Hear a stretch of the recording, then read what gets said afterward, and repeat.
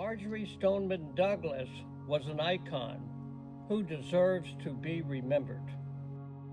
She set the stage for Everglades conservation and fought tirelessly for this ecosystem.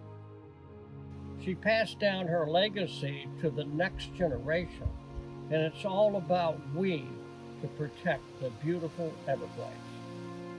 Marjory Stoneman Douglas once said, "The Everglades is a test. If we pass it, we may get to keep our planet." Today we celebrate Marjory Stoneman Douglas and the Everglades on her birthday.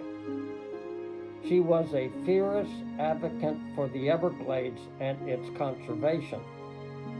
The Everglades is made up of coastal mangroves, sawgrass marshes, and Pine Island flats that are the home to hundreds of animal species.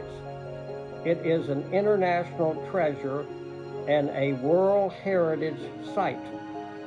Many endangered species inhabit this incredible natural wonder, including the Florida panther, Everglades snailkite, American alligator and American crocodile, and the West Indian manatee.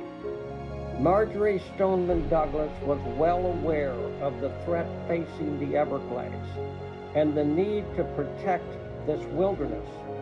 During her lifetime, she fought to reestablish the natural sheet flow of the River of Grass.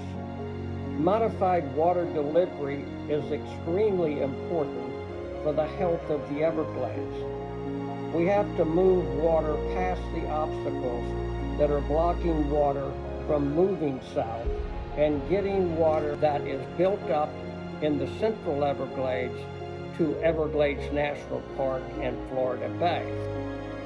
It is our drinking water and quality of life at stake, and we have to take care of this natural wonder of the world.